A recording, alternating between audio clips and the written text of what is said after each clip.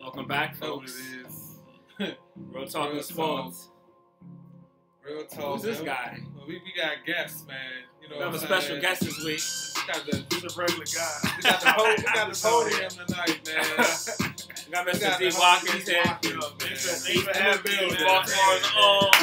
We out here. We out here in Entropy, like we did the Independence Day show. But we back here. Real Talking Sports. Bmore, Connecticut. We here. It's going down. Black unity. And we're in Entropy, man. It's Friday night. I'm feeling good. We all feeling good. Payday. It is. Ooh. For the corporate. I got to check. We got to check. I got somebody for check. I ain't know that. What part of the game is that? Pull up afterwards. Pull up a little celebration. Yeah. You know, dinner's definitely on us. Man, so anywho, let's get started. Let's get started. We got a lot to talk about. It's a lot to talk about. Again, you guys can follow us on the Twitter. Yep. That's RTN Sports. You know what it is. I think we got a little podcast, right? Just a little podcast. A little podcast. Real Talking Sports.libsyn.com. You know what I'm saying? You know, we got all your devices loaded, man. Whatever you got, Apple. We here, folks. Android. Get familiar. Podcast. Subscribe. Real Talking Sports. Follow. You know what it is. Listen. I'm telling you, we about to be everywhere. I'm putting my people on, man. My people coming, man. Hey, look. We all blowing up. Everybody going to the top. Like I said, we all grinding out here. This is the Baltimore uprising. This is a straight out of Baltimore edition. We not from Baltimore. My daughter's born in Baltimore, but I got love for the city. But we in the heart of the city right now. You connected to us forever. Exactly. You're official resident, man. My daughter was born here. Yo, you have a baby here. We claiming you. That's right. So you know who Philly's not claiming?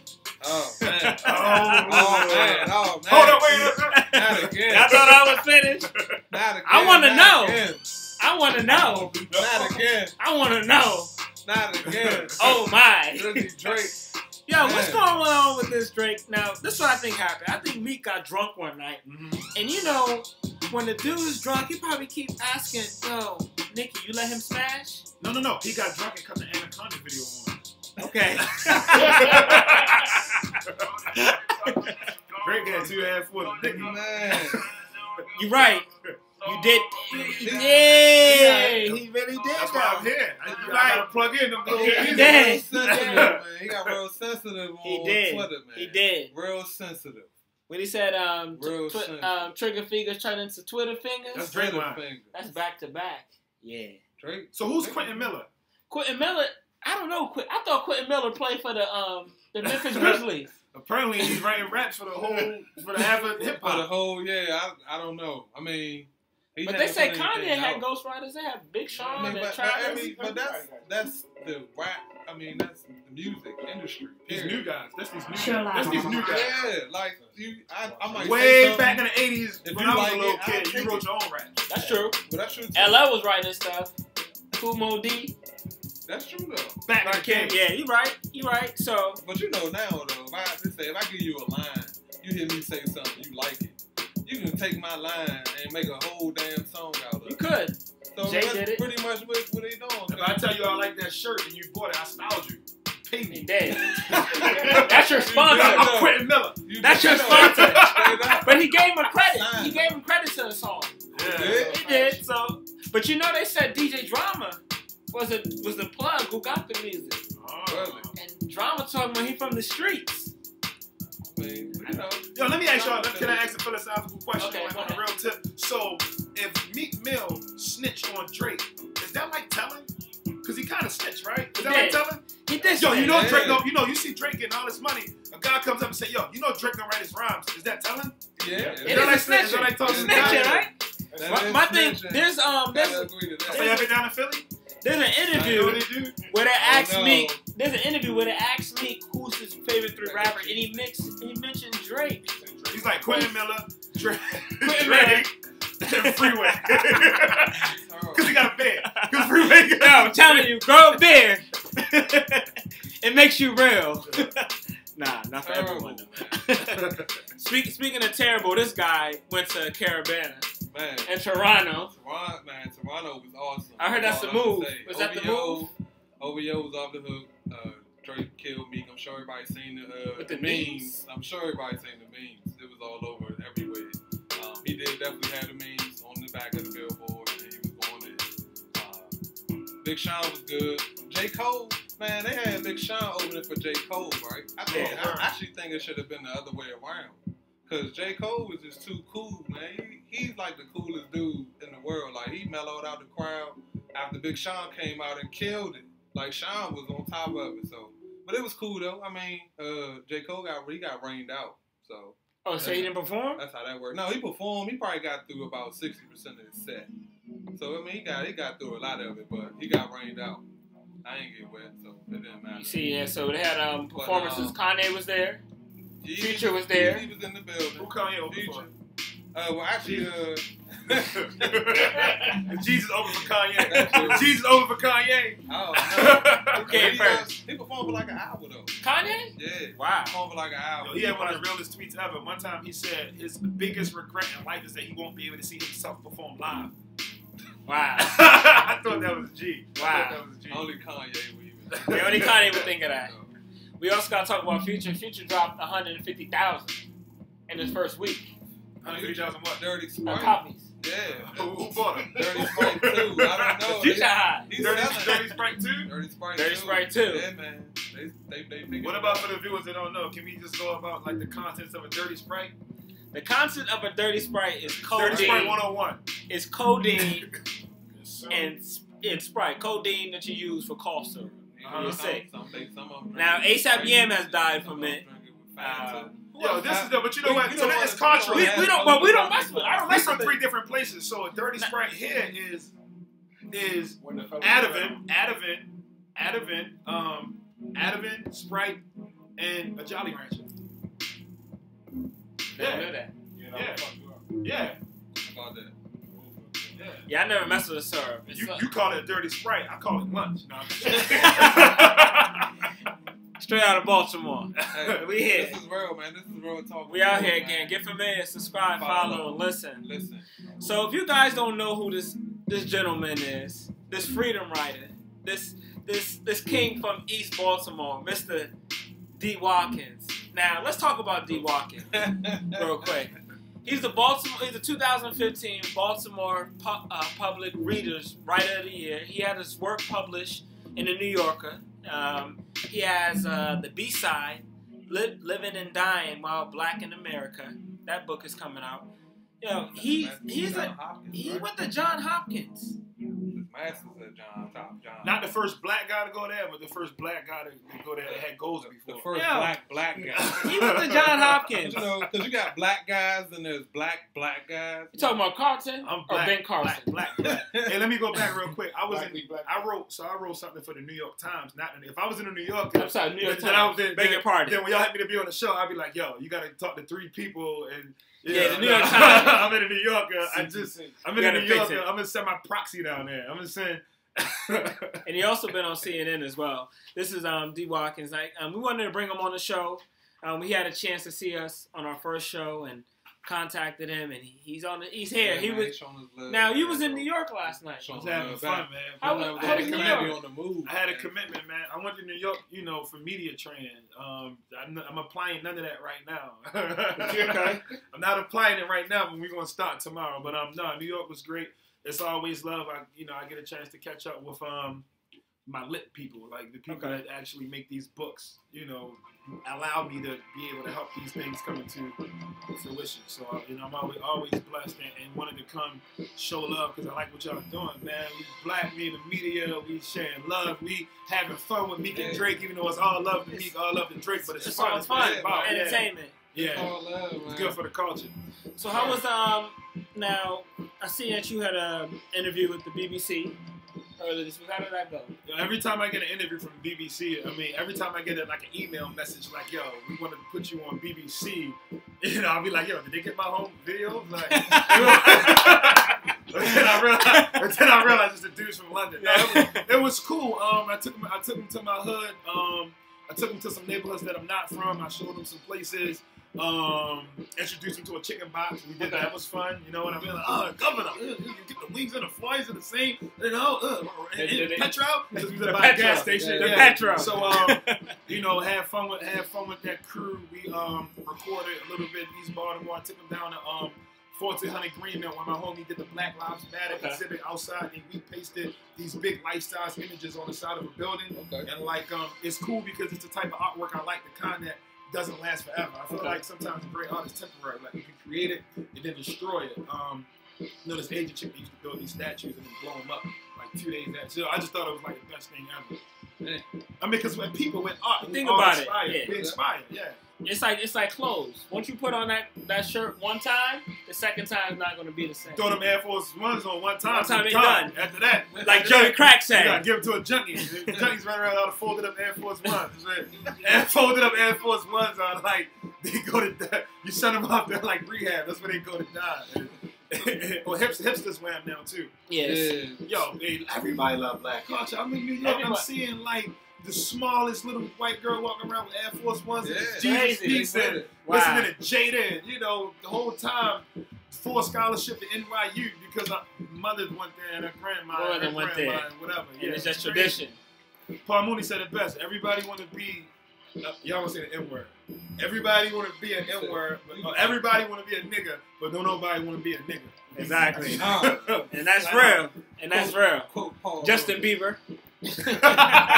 Prime example. Justin Bieber do all black crimes and get all white charges. Exactly. He get with a chopper. That white privilege is real. You know, NRA's gonna sponsor a concert. A concert He's gonna volunteer and come home for free. Justin Bieber get caught with 200 pounds of cocaine. Oh no, he has a drug problem. He's gonna snort that. Meek Mill get caught with 1 gram. He's Nino. Exactly. Exactly. Drug laws suck like porn stars. And like you said, like, and that's real. Because now, let's think about it. You get the same amount of time you get more time for selling drugs and murder, like Jeezy said. Crazy. For making and if you're in the inner city, that's the way you seen people around you grow up get money. Right. Because sometimes you don't have the resources to go to that school, or you're put in a position where you have to take care of home at 13 because dad's locked up. Let me tell you black guys something. If you want to make money selling drugs, start a pharmaceutical company. Just do it the American way. Stop complaining. Pour yourself up by your own bootstraps and start a pharmaceutical company. You have the resources right there. You guys are crafty. Put your hats to the side. You know, you can do it. Exactly. D Watkins, man. This is D Watkins, folks. This is live. This is live. No, this is first time, first take. We don't edit. I mean, we here. It's Friday night. We want to get into this this young man, his book. Not young, he's older than me. But dinosaur. Back from the Bay, right? No, I'm going there next month. So okay, I'm going. I got 2 events in Oakland next month. I'm happy about that. A bunch of them lined up. Tulsa, Oklahoma. What's up? Arkansas. I'll be there. NYU on the 24th. I'll be there showing love. Back on the Katie Couric show. I'll be in DC. I'm doing the Turning Point with BET in 2 weeks. I'm doing. Might be going to Real Time. I got the email. I ain't get the confirmation yet. If I go to Real Time, you know. How was the Katie Couric interview? Oh, she was, you know, she taught me, I learned some things about journalism from her because, like, when she asked me a question, she's like, so D, how do you feel about some of these shootings? You know? So I was like, yo, I gotta get that eyebrow like Katie. I gotta get that Katie eyebrow because it's like, it just makes you're intricate. You're more like into what's going on. Like I never saw a person so aware in my life. So it's like, you know, then she smashed Sarah Palin. So you know her clout is like that. Okay. She asked Sarah Palin one simple question. Sarah Palin said, you know, I like to read this, that, and whatever. She said, okay, what do you read? What books? Sarah Palin said, huh? Yeah. Was gone. After that, she was gone. It was done. Gone. What books? She said, no, Sarah. What books do you read? She had no answer. Everything. Nobody reads everything, Sarah. Nobody reads everything, Sarah. That was Mucho culo. Mucho culo. Katie Whittaker said, Sarah, you a lie. So, about your book, The B-Side. What inspired you to write this novel? The B-Side. So the B-Side is an essay collection, and it's a bunch of things. It's a love story to the black race. It's a love story to everyone dying from police violence. It's a love story to everyone, senseless victims of, black on black crime. It's a love story to people who don't know what type of food to eat. It's a love story to women and, how to treat them and cherish them and praise them. It's a love story to all these different people, all these different people, all these different walks of life, all these realities put in one book. So if you got a young person coming up and you don't really know how to properly school them, you don't have to. I did a job. Just buy them the B-Side. Okay. Buy them the B-Side, give it to them, say, hey, young boy, read this. It's only going to take a day because, it's like I study all these dense intellectual languages and learn how to navigate through these different worlds and societies, but I write for people on the third grade reading. Gotcha. That's what. So anyone can understand. When it comes to literature, the literary devices are there. Okay. You can write a children's book and have your literary devices there, but I want to speak in an accessible language that would help even the person who's not even in the reading be able to pick it up and finish. I write books so people can finish them. Gotcha. So that's what the B-Side is, man. It's it's a blessing. I'm happy that it's being published. I'm happy that it's being received well by some of the people who reviewed it. I'm amped. I'm ready to get out I see some great reviews. You got the cook-up coming. That's next year, right? Yeah, the cook-up is like I'm working on the cook-up because the cook-up is it's. I think that it could potentially be a book that can help.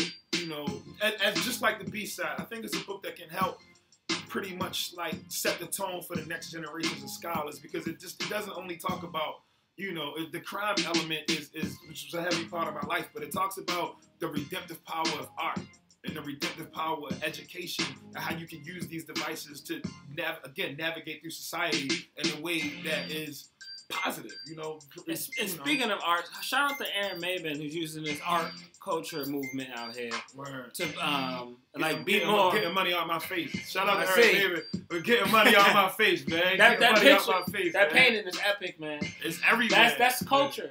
That's right there. You're a part of when you see the thing about art. It's priceless, but it's internal. You will always see that image. No, Aaron Maben's art has a price. That's my big homie, man. You can buy that. You can buy that. I just went with him. And he's in New York right now. I just saw him. I went to the gallery. He has a show going on right now. There's a lot of black artists at a gallery in Chelsea. They're putting on a show. Shout out to my man Juke. They put together like a real nice show, showcasing some talent, man. And as a people, we need to see more black people make careers as artists. Exactly. Make careers as writers, right? True. Be able to open that lane. Open that lane, because I don't know how it was in Connecticut. I don't know how your section in DC was. But there were no rappers in my neighborhood coming up. There were no writers in my neighborhood coming up. But there were rappers in my neighborhood, and there were artists. They didn't really understand how to make a career out of it. So I'm just happy being like one of those persons, one of those first dudes to walk in the hood with a 7D, with an SLR, and be like, yo, we gonna, me and my homie David Manigo, shout out David Manigo, shooting video. You know what I mean? So. That's a start. So now little kids coming up, and now their camera work is tight. They know about their apertures and their f-stops, and you know what I mean? They're going in. And that makes me proud. It's my biggest honor. Respect that. And the title, Living and Dying While Black in America. This is a portion of the show that disheartens me, because we shouldn't even have to talk about this, but we need to. Here we go again. With the police brutality, we have Sandra Bland. Now, we've seen the Sandra Bland video. We've seen the cop make a U-turn to follow her, tell her to put her cigarette out. First, he asked her, tell me what's wrong, and then you get mad at her response and tell her to take the cigarette out, and you yank her out the car. And you kill her, and then take a picture, and then show America like I've been arrested and I take a mugshot, and I never had I don't know what we call it, a jumpsuit on. So there's so many questions. No, it's like in jail. There's so many questions how they killed. No African American queen that just got the job of her life is going to commit suicide. Cut it out. You already know. You already know what's That's not going to happen. And so for them, for the coroner to come out, for the judge, and we watched the video. We hear her, oh, these blanks in South Carolina got you scared. And then it just ended there. We were seeing a murder. We were seeing a murder happen. A premeditated murder.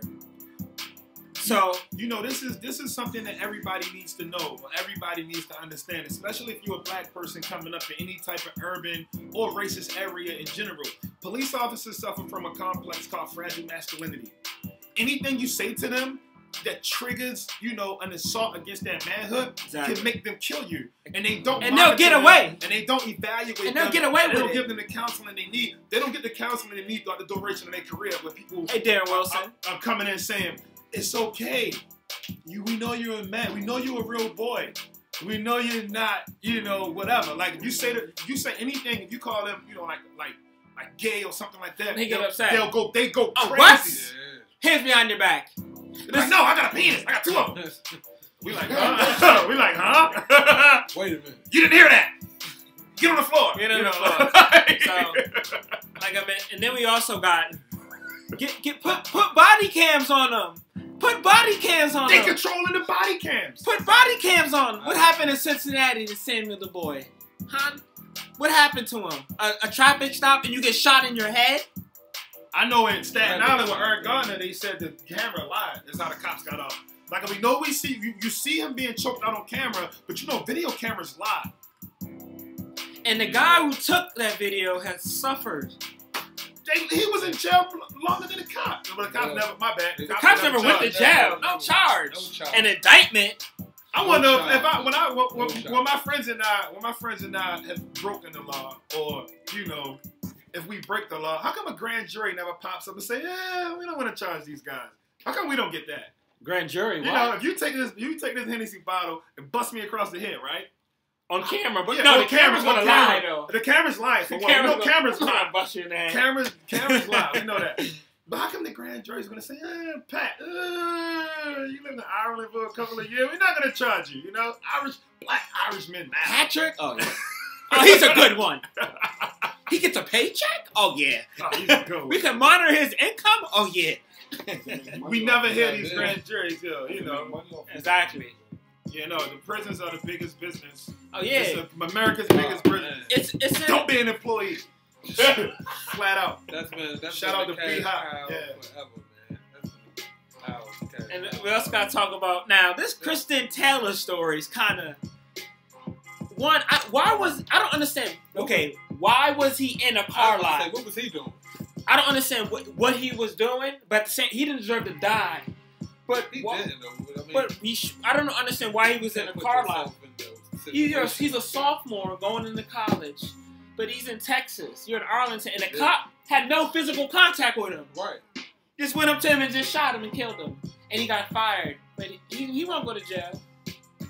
It's sad. I mean, they never go to jail. Yo, they could kill. Yo, the police could kill us. Like put you on leave. And get away with it. Administrative leave. Right? With 13% of the population, will make up 25% of unarmed shootings. But how much percentage is jail? All of us. All of us. Even if you free, you in jail. Even if you're right. I just got done reading Huey Newton Revolutionary Suicide for the 40th time. About to make it 41. You know, Huey had you on point. Yeah. You know. Seriously. This real talk. Yeah, if you don't find nothing to die for, you already did.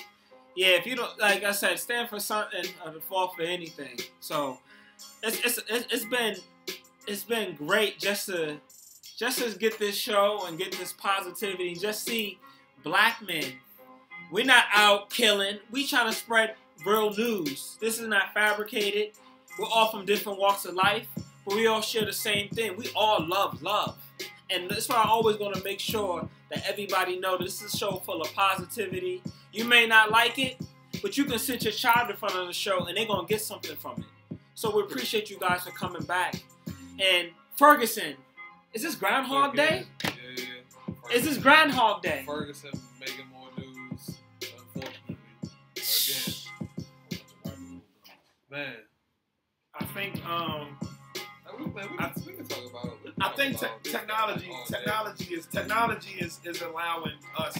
Is taking some of these things to the next level. I think we're going to see a shift. Yes. We just have to figure out the right way to punish these police officers that are doing these crimes. How? And then I don't know. I'm saying I'm not talking like through violence. Exactly. I'm talking about through learning how to use the system that is used against us. Because in our family, I'm keeping 100.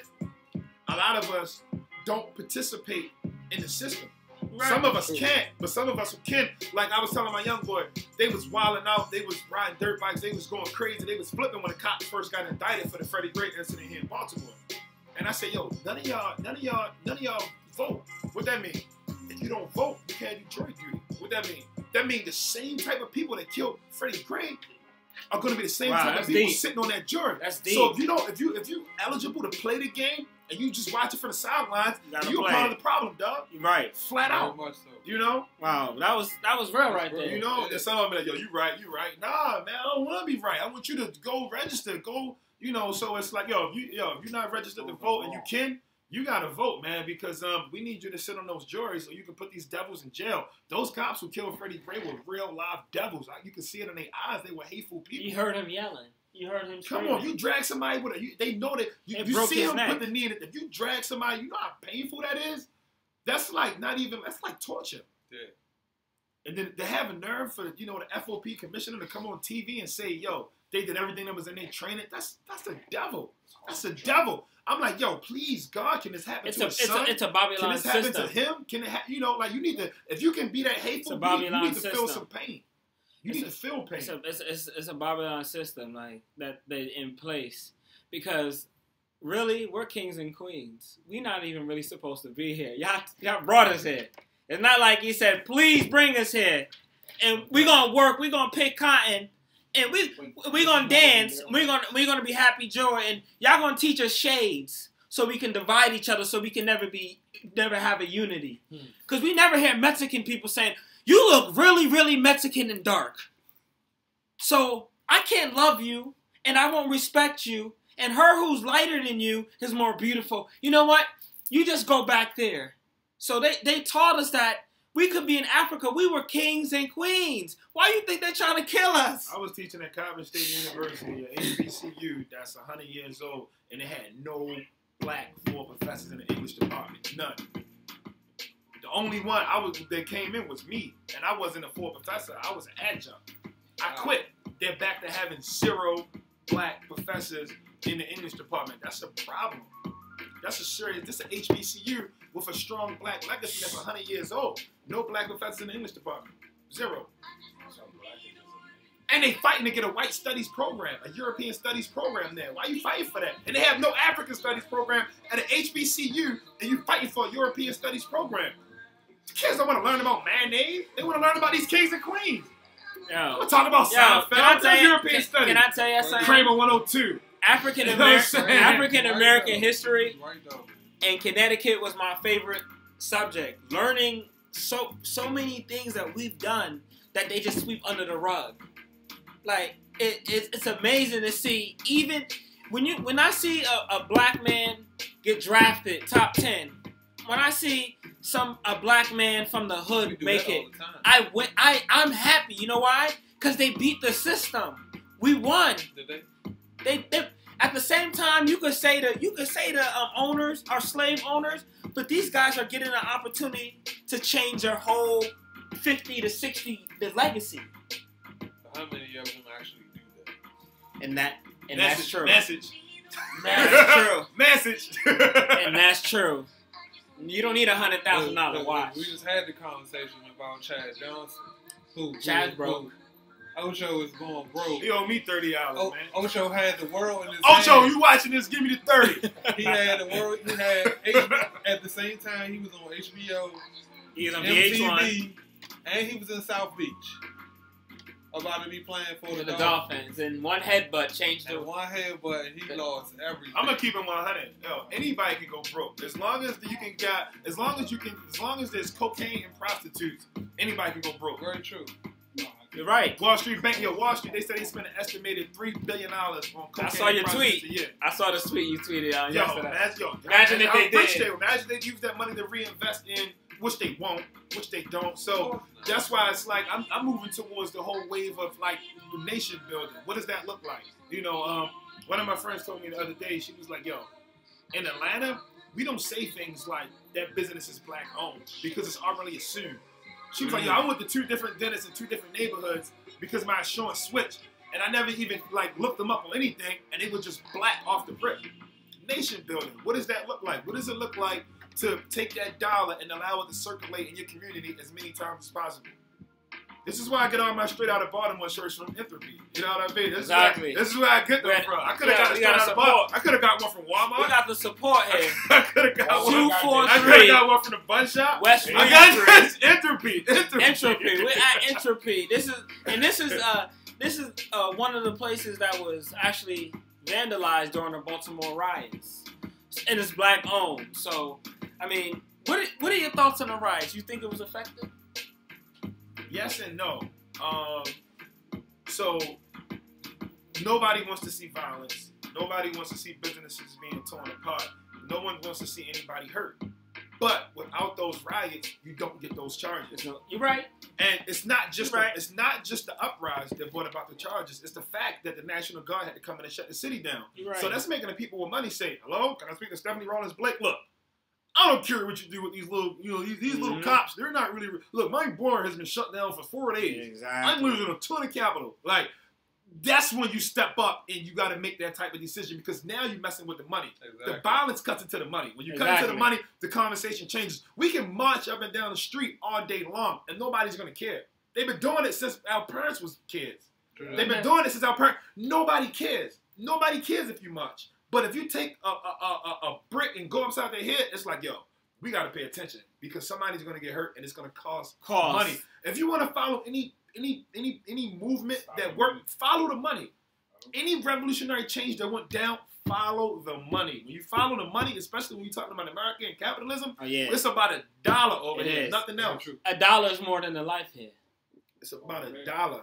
It's about $1 more than a life. You know, so you follow the money, and so I think they were effective. Again, you know, like I think if the kids had some sense, or some of the kids who participated in what was going on, they didn't really know that they were part of a bigger movement. So some of the kids who potentially, destroyed or tried to destroy businesses like this, they didn't know. They don't even know that they sparking. They don't know that they're making history. That they're responsible. We're living in historical times right now. And what you guys are doing with this show, what I try to do in my writing, we're documenting the culture in an accurate way so that we're preserving that black legacy and that history. So they didn't know. Damn, I think never thought like that. Yeah, my man. So the riots were effective, but we got to figure out a way to take the negativity that came with them and flip it into a positive and nation build. From here, we nation build. We nation build. It's unity, man. It's unity. Start a business, man. On Dame Dash, leave it to your son, or leave it to Dame Dash's son. Just leave it to somebody's son. This son got cookies. But that's how but you know what? That's how the other races. That's how Jewish people. That's how Indian people. They breed their children into taking over the business, so they never broke. It's like a cycle. We talked about it on a call earlier we had that it's a cycle that you build. Like for instance, when our show pop off, somebody may say, "Hey, Tay and Pat, can you be on our show?" And it's all a cycle. You know what I mean? So, like I said, we appreciate you coming on the show. No doubt, man. It's all love, man. Also talk about the guns for laptops. Yo, so I just wrote this crazy story. About there's this guy named Lance Lucas, and he has a program. Where you can exchange a gun and get a brand new laptop. So I thought that was amazing. I said, wow, you taking guns off the street. You taking guns off the street like you doing your thing and it's positive, and I thought that was amazing. So he said, yo, that's not the real story. Let me tell you the real story. So the real story isn't the laptops or guns. He does that for media attention. The real story is training. He has a cure for systemic poverty. And let me explain. He trained 100 people in the last 3 months that identified as being in poverty. He trained 100 people who identify as being in poverty. And out of that 100 people, 62 of them became A+ certified in the 3-month period. Those 62 people got jobs in that 3-month period. Those 62 people got jobs making $25 an hour plus in the 3-month period. So they went from actually being people who you would identify as being in poverty to the breadwinners in that family. He did that, and he did it for free. The people who he trained, they were coming home from jail. Wow. Some of them were homeless. Some of them were like so he gave them a skill. He gave them a skill. He has a cure for systemic poverty. So anybody with money and resources, they need to back that. And if they don't do it, then that's criminal. So people will put money into all these little programs that don't do anything when you can actually put money into something that's proven to be effective. Think about that. 62 people got jobs making $25 an hour plus after 3 months of training, and it's all free. Wow. You don't even need to turn in a gun. You could just go there. And he does it at the Urban League. You down with the Urban League, right? So he had one on July 25th. Yeah, so I went there. I was there. I covered the story. I followed them all the way to New Orleans. Wow. Because they're doing the same thing down there. Wow. Yeah. So, you know, it's like we got dudes like Lance Lucas putting work in, and they need to get love and respect. The media don't have that out here. Let me tell you, not going. The New York Times told me to write the piece and didn't run it. They told me to write the New York Times told me to write the piece and they didn't run it. But then they ran an article about a white boy who couldn't pay his student loans, and he went to school for computers, and he was able to get a job making $100K. And the article was trash. Mm-hmm. You don't want to tell the black story, and you don't want to tell the black side of that for what? I asked the dude. I told the dude he was a coon. I said, "What you asking me right for?" I was legit mad at Joe for like. I talked to the Guardian UK joint the next day. They ran a joint the next day. And that was huge. That's huge.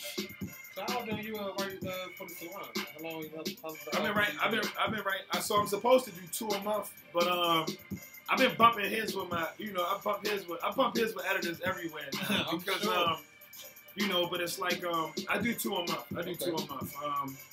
I'm writing one right now on All Lives Matter. Okay. Because All Lives Matter is whack. It is whack. It's whack. Because it was only made after Black Lives Matter. You know a white boy got killed the other day, right? Zachary Hammond. Where the All Lives Matter people at?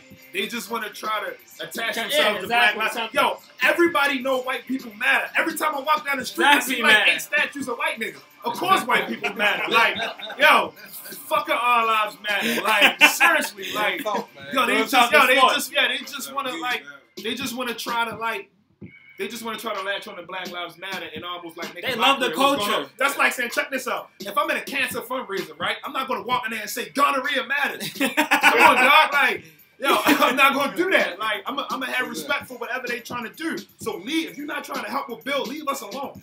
Flat out. And speaking of, these GOP candidates. Oh my God. Donald Trump, Jeb Bush, retard training camp. Ben Carson, and who knew Ben Carson was retarded? Yeah. He separated babies. Ben Carson basically like, I don't care about them black folks. I got money. He a super coon. He the worst. I got money. He the worst. I got money. Oh, man. Yeah, like I said, we're not gonna give too much time to that, but they had a little town hall meeting.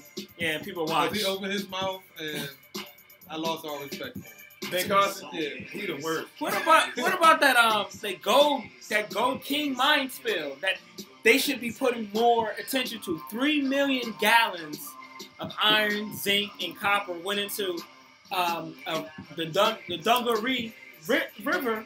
It's not Dungaree River, but Dungaree in Colorado. Yeah.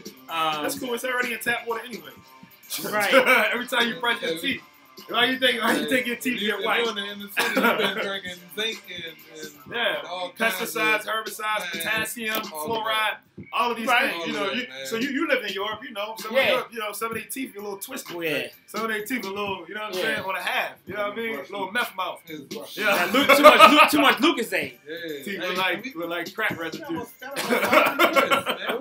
almost forgot about Bobby Chris, man. Shout out to the man, Bobby Christina, man. Rest in peace. Yeah, rest in peace, Bobby Christina. Almost forgot about her, you know, I ain't family. Yeah, she passed. Isn't she like 19 or something?